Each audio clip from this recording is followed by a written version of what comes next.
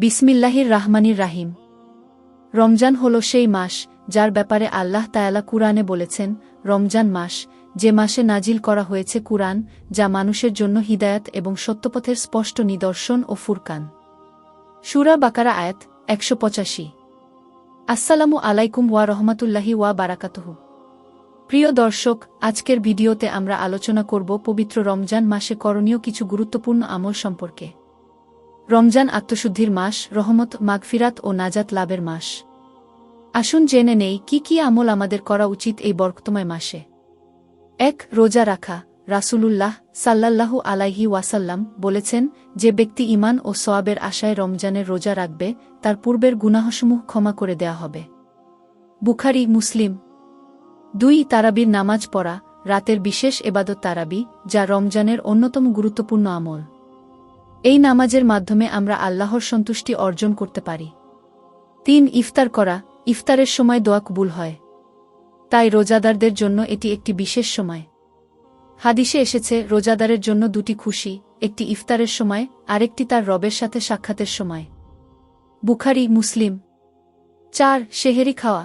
রাসূল সাল্লাল্লাহু আলাইহি ওয়াসাল্লাম বলেছেন, সেহেরি খাও, কারণ এতে বরকত রয়েছে। বুখারী, মুসলিম।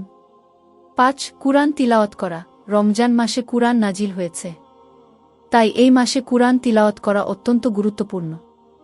৬. অন্যকে ইফতার করানো। হাদিসে এসেছে, যে ব্যক্তি রোজাদারকে ইফতার করায়, সে রোজাদারের সমপরিমাণ সওয়াব লাভ করবে। তিরমিজি। ৭. সকল প্রকার অশ্লীলতা থেকে বিরত থাকা। রমজান কেবলমাত্র না খেয়ে থাকা নয়, বরং সমস্ত গুনাহ ও অশ্লীলতা থেকে দূরে থাকারও মাস। ৮. দানস্তকা করা। রাসূল সাল্লাল্লাহু আলাইহি ওয়াসাল্লাম ছিলেন সবচেয়ে দানশীল ব্যক্তি, আর রমজানে তিনি আরও বেশি দান করতেন।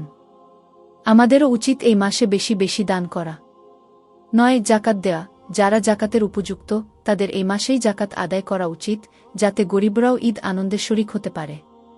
১০. লাইলাতুল কদর অনুসন্ধান করা। রমজানের শেষ দশকের বিজোড় রাতগুলোতে লাইলাতুল কদর খুঁজতে বলা হয়েছে, কারণ এই রাতে এবাদত হাজার মাসের ইবাদতের সমান। ১১. ইতিকাফ করা। রমজানের শেষ দশকে ইতিকাফ করা সুন্নত। ইতিকাফের মাধ্যমে আমরা পুরোপুরি আল্লাহর ধ্যানে মগ্ন হতে পারি। প্রিয় বন্ধুরা, এই ছিল রমজানের কিছু গুরুত্বপূর্ণ আমল। আমরা যদি এই মাসে আন্তরিকতা ও খালেস নিয়তে আমল করি, তাহলে ইনশাআল্লাহ আমাদের গুনাহ মাফ হবে এবং জান্নাতের পথে এগিয়ে যেতে পারব। আল্লাহ আমাদের সকলকে এই মাসের বরকত ও রহমত লাভ করার তৌফিক দান করুন। আল্লাহুম্মা বাল্লিগনা রমাদান, আল্লাহুম্মা তাকাব্বাল শমানা ওয়া কিয়ামানা। অর্থ, হে আল্লাহ, আমাদেরকে রমজান পর্যন্ত পৌঁছার তৌফিক দান করুন এবং আমাদের রোজা ও কিয়াম, তারাবি ও তাহাজ্জুদ কবুল করুন। ভিডিওটি ভালো লাগলে লাইক, কমেন্ট ও শেয়ার করতে ভুলবেন না। আসসালামু আলাইকুম ওয়া রহমাতুল্লাহি ওয়া বারাকাতুহু।